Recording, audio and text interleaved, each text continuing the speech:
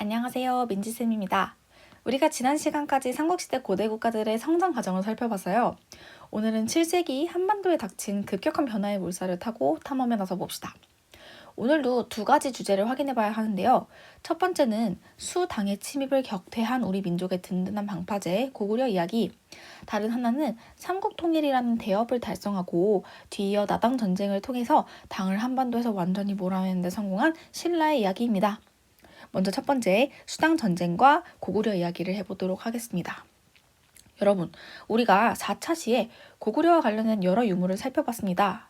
자그마치 6m가 넘어가는 큰 돌에다가 광개토 대왕의 업적을 빽빽히 새긴 광개토 대왕 능비, 고구려의 남쪽 한계선에 세워져서 장수왕의 업적을 기리는 충주 고구려비, 그리고 신라에서 발견된 그릇, 호우명 그릇까지. 그런데 이 유물들의 기록에서 공통적으로 확인할 수 있는 내용이 있다고 했습니다. 그것이 무엇일까요? 네, 맞아요. 바로 전성기를 맞이한 고구려인의 독자적인 천하관과 자부심이 드러난다고 했습니다. 당시 고구려는 스스로가 중국의 유연, 북위, 남조와 같은 여러 강대국들과 어깨를 나란히 한다라고 생각하면서 이들과 견제하면서도 공존하는 다원적 국제 질서를 형성한다고 했었죠. 하지만 사실 이것이 가능했던 이유는 당시 중국의 상황덕이 컸을지도 모릅니다. 고구려가 전성기의 고지에 올라서 여유를 부리고 있는 동안 중국의 역사는 남북조 시대를 지나고 있었는데요. 중원 지역의 하나의 왕조가 자리 잡지 못하고 분열해 있던 시기였기에 고구려 입장에서 중원 왕조가 주는 위압감이나 위협이 덜했습니다. 하지만 고구려의 이런 영광은 오래가지 못합니다. 세계사 시간에 배운 내용을 떠올려 봅시다. 영원할 것만 같던 중국의 분열기, 남북조 시대도 결국 새롭게 등장한 중국의 강자에 의해서 통일되었으니 그것이 바로 북조의 선비족 왕조, 수였습니다. 고구려의 천하에 비상이 딸깍 켜지는 순간이었죠. 수가 중국을 통일하면서 동아시아의 다원적 국제 질서에는 변화가 생겼습니다. 수의 건국자 수 문제는 고구려를 압박하면서 복종을 강요하였고 무엇보다도 거란과 말갈 세력에 대한 지배를 놓고 두 나라가 대립하면서 문제가 불거지기 시작했죠. 잠시 시선을 남쪽으로 돌려볼까요? 당시 신라는 한반도에서 철저하게 고립되어 있었습니다. 신라가 6세기의 전성기를 이룩하며 자연스럽게 백제와 고구려가 손을 잡게 된 것이었죠. 특히 백제는 관산성 전투에서 신라에게 배신을 당하고 또 국왕이 전사한 일이 있었던 만큼 거의 미치광이 수준으로 신라를 괴롭히고 있었어요. 오랜 시간 백제와 친목을 다지고 있던 외 역시 신라와는 손을 잡을 마음이 없었죠. 이런 고립된 상황 속에서 신라는 수의 도움을 요청합니다. 마침 고구려가 눈에 가셨던 수는 이 신라의 손을 잡게 되었죠. 그래서 7세기 초 동아시아의 정세는 이 사진과 같았습니다. 두 진영으로 나뉘어서 팽팽하게 대립하는 긴장 상황 속에 고구려 영양왕이 먼저 요서 지역을 선제 공격하게 되면서 드디어 수와 고구려의 전쟁이 시작되었습니다. 수 문제가 30만 대군을 이끌고 고구려 침공을 강행했습니다만 사실 초기 수 문제의 공격은 홍수와 풍랑 등에 의해 막혀서 끝나버렸습니다. 고구려 입장에서는 손 안 대고 코푼 셈이죠. 하지만 수의 두 번째 황제 수양제가 들어서고 상황이 바뀌는 듯 했습니다. 수양제는 고구려 침공 전 돌궐과의 관계를 강화해 자신의 편으로 만들려고 했어요. 그러다가 우연히 돌궐 지도자의 막사에 찾아갔다가 고구려 사진을 발견합니다. 돌궐이 수양제와의 약속을 어기고 비밀리에 고구려와 내통하고 있다는 사실을 깨닫고 분노한 수양제는 고구려에 대한 대대적인 침공을 강행하게 되었습니다. 수는 오늘날의 기준에서 생각해도 어마무시한 규모인 자그마치 113만 대군을 고구려 원정에 파견했는데요. 하지만 고구려 난공불락의 요새에 요동성에 막혀서 더 이상 진전하지 못했죠. 이에 수양제는 113만 명 중에서도 특출난 병사들만 뽑은 정예부대, 별동대를 30만 명 추려서 곧장 평양성으로 진격하도록 했습니다. 여기서 우리가 잘 아는 고구려의 명장 을지문덕이 크게 활약합니다. 을지문덕은 도망치는 척 수군을 평양성까지 살살 유인했는데요. 우중문이라는 장수가 이끌던 수군은 을지문덕의 계략에 속아 넘어갑니다. 일대 을지문덕이 우중문에게 보낸 시가 아주 유명합니다. 신묘한 계책은 천문을 꿰뚫어 볼만하고 오묘한 전술은 땅의 이치를 모조리 알도다. 여기까지만 보면 아주 칭찬하는 것 같죠. 하지만 한국말은 끝까지 봐야 합니다. 전쟁에서 이겨서 공이 이미 높아졌으니 만족함을 알거든 그만두기를 바라노라. 사실상 이 말 하려고 보낸 거겠죠. 앞은 실컷 비꼰 거예요. 마지막 구절을 읽은 우중무는 그제서야 을지문덕에게 속았음을 깨닫고 황급히 군대를 돌려서 청천강을 건너려 했어요. 그런데 수 군사들이 강을 건너면서 발이 묶였을 때를 노렸던 을지문덕의 병사들이 이때 공격을 퍼붓게 되면서 결국 수의 군대는 거의 전멸하다시피 했습니다. 30만 명의 별동대 병사들 중에서 살아 돌아간 병사의 수가 고작 2,700명이었다고 하죠. 여기에 더해 훗날 영유왕이 되는 고건무라는 인물은 평양에 상륙한 수군을 물리쳤습니다. 결국 수나라는 고구려와의 전쟁에서 지나치게 힘을 뺀 데다가 수양제가 또 대운하를 짓는다고 백성들을 엄청 혹사시키거든요. 이것 때문에 각지에서 반란이 일어나서 결국 멸망하게 됩니다. 수가 멸망하고 다시 중국이 분열했으면 고구려에도 평화가 찾아왔을 텐데 안타깝게도 수가 멸망하고 얼마 가지 않아 중국에는 다시 당이라는 통일 왕조가 들어서게 됩니다. 당은 초창기에 고구려와 친선 관계를 유지하려 했어요. 하지만 이윽고 적극적인 대외 팽창 정책을 시도하던 열정적인 황제 당태종이 즉위하면서 이 짧은 평화기도 막을 내리게 됩니다. 당은 고구려를 압박해 오기 시작하는데요. 유명한 예시로 당의 사신은 고구려를 방문하던 중 수군의 유해로 쌓아올린 소위 뼈로 만든 탑, 이 경관이라는 것을 발견하고 이를 파괴해버리기도 합니다. 위협을 느꼈던 고구려는 연개소문을 국경으로 보내서 요동 끝에 비사성에서 부여성까지를 연결하는 이 천리장성이라는 것을 축조함으로써 당의 침입에 대비했어요. 이것은 당을 경계함과 동시에 고구려에서 세력을 구축해 가던 연개소문을 국경으로 보냄으로써 이 연개소문을 경계하려고 했던 왕의 숨은 의도가 담긴 전략이었습니다. 하지만 연개소문이 자신을 경계하는 왕의 의도를 모를 리 없죠. 이윽고 국왕과 신하들이 모의해 연개소문을 죽이려고 한다는 소문이 연개소문의 귀에도 닿자 연개소문은 군대를 이끌고 평양으로 돌아와서 쿠데타를 일으킵니다. 그는 왕이었던 영유왕을 죽이고 시신을 토막내서 도랑에 버리는 만행을 저질렀어요. 그러고 보장왕이라는 허수아비 왕을 옹립한 후 스스로 대망리지라는 자리에 올라서 국가의 군사권과 행정권을 장악해버립니다. 이제 고구려는 연개소문의 천하였어요. 하지만 당태종이 이를 가만히 지켜보고만 있지 않습니다. 당태종 입장에서는 지금 고구려를 너무 치러 가고 싶은데 마침 연개소문의 이런 끔찍한 악행이 침략에 좋은 구실이 된 셈이죠. 연개소문은 처음에는 이 당태종이 신봉하는 도교를 적극 받아들이는 등 당과 좀 잘 지내보려고 했지만 점점 당에 대한 태도를 강경하게 바꾸어 나갑니다. 이에 당태종은 군대를 일으켜서 고구려에 대한 침공을 강행합니다. 당태종의 군대는 수 문제와 양제가 모두 공략에 실패한 이 유동성마저 무너뜨리는 데 성공합니다. 유동성이 지리적으로 매우 중요한 위치에 있는 데다가 이제까지 한 번도 함락된 적이 없었던 요새인 만큼 이 성이 함락되었다는 사실이 고구려인들에게 주는 이 충격은 매우 컸어요. 이제 남은 것은 흙으로 쌓아올린 허름한 성, 이 안시성이 사실상 전부였습니다. 당태종도 안시성 정도는 쉽게 함락시키고 바로 평양으로 진격할 수 있으리라고 믿었죠. 하지만 의지의 한국인은 여기서 굴하지 않습니다. 안시성의 성주 양만춘과 고구려의 백성들은 무려 2달이라는 긴 기간 동안 결사적으로 당에 저항합니다. 그러던 중 일설에 의하면 고구려인이 쏜 화살이 당태종의 눈에 꽂혔다고 합니다. 사실인지는 모르지만 결국 당군은 퇴각을 결정할 수밖에 없었습니다. 이렇게 고구려는 무려 2차례에 걸친 중국 왕조의 침입을 격퇴하면서 중국 중심의 국제질서 재편 시도에 맞서 독자적인 세력을 지켜내는 데 성공합니다. 우스갯소리로 고구려가 없었으면 지금쯤 우리는 중국말 하고 있었을 거라고 할 정도로 이 시기 고구려는 민족의 방파제라는 평가를 받습니다. 그렇다면 수와 당의 침입을 모두 막아낸 고구려만의 비법이 있을까요?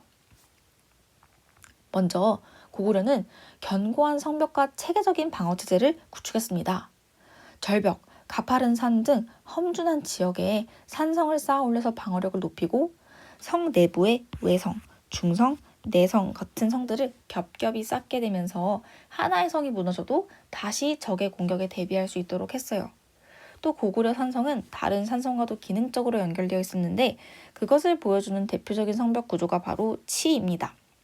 성벽에 도출된 이 치라는 공간에서 적군을 공격하면 적을 정면과 양쪽 측면, 즉 삼면에서 공격하고 방어할 수 있었기 때문에 방어와 공격에 매우 효과적이었어요. 그리고 고구려는 또 청야전술이라고 해가지고 이게 뭐냐면은 전쟁이 일어나면 성 밖의 곡식과 풀을 모두 불태워 없애버립니다. 이러면은 적이 이제 현지에서 식량을 조달할 수 있는 방법이 없으니까 전쟁에 임하기가 매우 어려워지죠. 고구려가 위치한 또 이 요동 지역은요, 풍부한 철광석이 나는 지역이기도 했습니다. 그래서 여기에 고구려인의 우수한 제철 기술이 더해지면서 강력한 철제 무기가 생산되기도 했습니다. 이런 철제 무기와 갑옷으로 무장한 기병인 개마무사는 당시 전투력이 최강이었다고 알려져 있습니다. 자, 첫 번째 주제인 수당의 침입을 격퇴한 고구려의 이야기가 끝났습니다. 이번에는 삼국을 통일한 신라의 이야기로 탐험을 떠나볼까요? 신라에 의해서 삼국이 통일되었다는 것은 바꿔 말하면 백제와 고구려가 멸망했음을 의미합니다.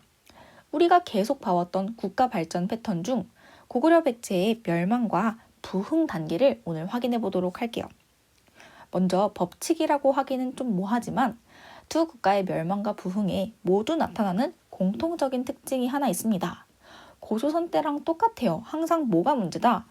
지배층의 내분이 문제가 되어서 항상 멸망을 합니다.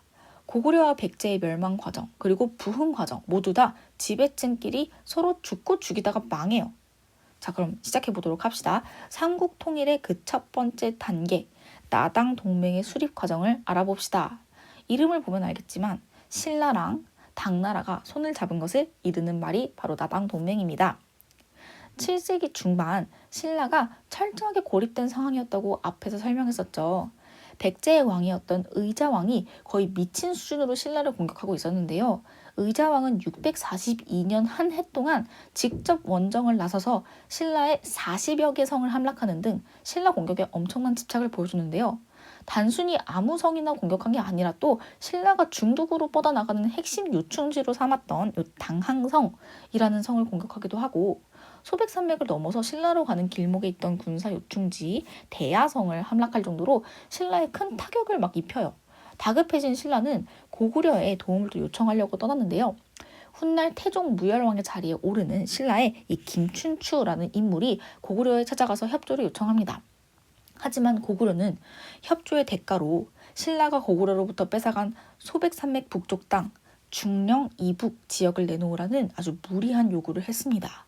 이에 김춘추가 미온적인 태도를 보이면서 협상이 결렬됩니다. 이 교과서에는 그냥 협상이 결렬되었다고 나오는데 사실 고구려가 이때 김춘추를 감금해버리거든요. 꼼짝없이 죽을 위기에 놓여서 고민하던 김춘추에게 선도해라고 하는 고구려 대신이 한 가지 이야기를 해줍니다. 바로 오늘날 우리에게 별주부전이라는 이야기로 잘 알려진 구토설화인데요. 토끼가 자라에게 잡혀서 용왕에게 간을 바칠 뻔했지만 저 육지에 간 두고 왔어요. 이런 거짓말을 통해서 일단 상황을 모면하고 토끼가 도망가는 그런 이야기를 담고 있죠. 여기서 힌트를 얻은 김춘추는 중령 이북의 땅을 줄게요 라고 일단 거짓말을 해서 고구려를 탈출하는 데 성공을 하고 바로 당나라로 향합니다. 마침 당나라도 안시성 전투에서 지금 고구려에게 패해서 고구려만 생각하면 이가 갈리던 상황이었기 때문에 이런 신라의 협조 요청에 쉽게 응하게 됩니다. 당은 강력한 군사력을, 신라는 든든한 보급을 서로에게 약속하면서 나당 동맹이 성사되게 되었어요. 이들은 백제와 고구려를 멸망시킨 후에 대동강을 경계 삼아서 북쪽은 당이, 남쪽은 신라가 차지하기로 약속하게 됩니다. 나당 연합군이 가장 먼저 향한 곳은 그동안 신라를 죽도록 괴롭혀왔던 백제였습니다. 때마침 백제는 의자왕의 왕실 우대와 귀족 탄압 정책으로 인해서 지배층이 분열하고 있는 상황이었어요. 고의왕이 정비했던 관직 중에 좌평이라는 고위 관직이 있었던 거 기억하나요? 이게 오늘날로 따지면 국무총리 같은 관직인데 의자왕이 무려 자신의 서자 중에 41명을 좌평이라는 높은 자리에 앉히고 유력 귀족들은 전부 귀양 보내버렸거든요. 이 나당 연합군이 쳐들어온다는 소식이 들리자 백제 장군 계백은 이미 백제의 운명이 바람 앞에 놓인 등불이나 다름없구나 라고 생각했습니다. 그는 백제가 전쟁에서 패할 경우 남겨질 처자식이 적군의 노예나 포로가 되어 죽음보다도 가혹한 삶을 살아가게 될 것을 걱정했죠. 그렇게 되느니 차라리 죽는 것이 낫겠다 판단하고 계백은 전쟁터에 나가기 전날 밤 처자식의 목을 뱁니다. 이렇게 결연한 의지를 다진 계백은 5천 명이라는 초라한 병력만을 이끌고 황산벌의 전쟁터로 나아가 결사항전합니다. 계백과 결사대가 죽음을 각오하고 항전한 덕에 황산벌 전투에서 백제군이 초반에 신라를 상대로 승리를 거둡니다. 하지만 신라 역시 호락호락하지 않았어요. 당시 16살, 고작 여러분 정도 나이밖에 되지 않은 관창이라는 이름의 용맹한 화랑이 혼자 백제 적진으로 들어갔다가 목숨을 잃자 여기에 분노한 신라인들이 맹렬하게 백제로 달려들면서 결국 백제의 사비성이 함락됩니다. 이윽고 의자왕이 도피해 있던 웅진성마저 함락당하면서 백제는 멸망을 맞이합니다.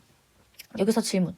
여러분, 의자왕 하면 삼천궁녀를 거느리고 있는 것으로 잘 알고 있을 텐데요. 과연 이 이야기는 진실일까요? 사실 그렇지 않을 가능성이 더 크다 봅니다. 먼저 역사서에 이 삼천궁녀에 대한 기록이 명확히 남아있는 게 없고 수도 사비성에 백성이 5만 명 정도밖에 없었는데 궁녀가 3천 명이다? 조선시대에도 궁녀는 500명 정도였다고 하는데 당시 이렇게 어마어마한 규모의 궁녀를 두는 것이 현실적으로 절대 불가능했을 거다라고 봅니다. 자, 하지만 이대로 멸망할 수는 없겠죠. 복신, 도침, 흑치상지, 그리고 일본에 가 있던 왕자 부여풍, 다양한 인물이 이렇게 백제를 다시 일으키기 위해서 노력합니다. 그리고 우리는 이것을 부흥운동이다 라고 이야기해요. 하지만 사실 이 역시 복신이 도침을 죽이고 부여풍이 복신을 죽이는 등 서로 반목을 거듭하다가 망해버립니다. 백제와 오랜 기간 가깝게 지내던 일본도 많은 수의 병력을 보내서 백제의 부흥운동을 지원했는데요. 백강에서 벌어진 나당연합군과 왜군 사이의 전투에서 수많은 일본 병사가 처참하게 죽임을 당합니다. 여러분이 사료를 보면 알겠지만 왜가 정말 많은 병력을 지원해줬어요. 이거 봐. 그런데도 배가 대부분 불타고 바닷물이 붉게 물들 정도로 왜군이 큰 타격을 입었죠. 결국 일본도 어쩔 수 없이 철수를 했고 백제는 완전히 멸망의 길로 들어서게 됩니다. 신라의 원수, 백제를 멸망시켰으니 이제는 당의 원수, 고구려의 무릎을 꿇릴 때가 왔습니다. 당시 고구려도 정말 안타깝지만 지배층의 내분으로 혼란스러웠어요. 연개소문이라는 확실한 권력자가 죽고 난 후 그의 아들들이 지금 권력 다툼을 벌이고 있었습니다. 첫째 아들 연남생이 권력을 이어받기는 했는데 연남생이 잠깐 전쟁터에 나간 사이에 이 두 아들들이 또 공모를 해가지고 권력을 차지를 하게 되어버렸어요. 그러자 연남생이 화가 나서 당으로 건너가서 투항해버립니다. 나당연합군은 파죽지세로 고구려의 수도 평양을 함락하는 데 성공했고 결국 고구려도 허무하게 멸망해버립니다. 고구려 역시 요동 지역에서 고현무라는 인물이 그리고 한성에서 건모자미, 금마절산 안승 이런 인물들이 부흥운동을 벌이기는 했어요. 하지만 고구려의 부흥운동 역시 지도층이 분열해서 안승이 건모잠을 죽이고 신라로 망명하면서 실패로 돌아갑니다. 원래 나당연합의 조건 중 하나가 통일 후에 대동강을 경계로 땅을 나눠 갖는 것이었잖아요. 그런데 대동강 이북만 차지하고 물러설 당이 아니죠. 당은 고구려의 옛 땅에 안동 도읍부, 백제의 옛 땅에 웅진 도독부, 심지어 버젓이 살아있는 신라 땅에도 계림 도독부라고 하는 이런 것들을 설치하면서 한반도 전체를 지배하려는 야욕을 드러냅니다. 원래 이 도독부랑 도호부는 당이 정복지를 통치하기 위해 세운 행정구역이거든요. 당의 이런 움직임을 눈치챈 신라는 백제 유민들에게 신라의 관직을 하사하고 고구려 유민의 대표 안승을 보덕국의 왕으로 임명하는 등 백제와 고구려 유민을 적극적으로 신라 편으로 포섭합니다. 다행히 하늘은 신라의 편이었나 봅니다. 7세기 후반 당의 서쪽에 있던 이 토번이라는 나라가 성장하자 당은 한반도에 있던 군사를 철수해서 토번을 상대해야만 했어요. 이 기회를 놓치지 않은 신라는 퇴각하는 당군의 뒤를 칩니다. 먼저 신라는 675년 매수성 전투에서 이근행의 당군을 물리치고 이듬해 676년 기벌포 해전에서 서린기가 이끌던 당 수군을 격파하며 당 세력을 한반도에서 완전히 몰아내는 데 성공합니다.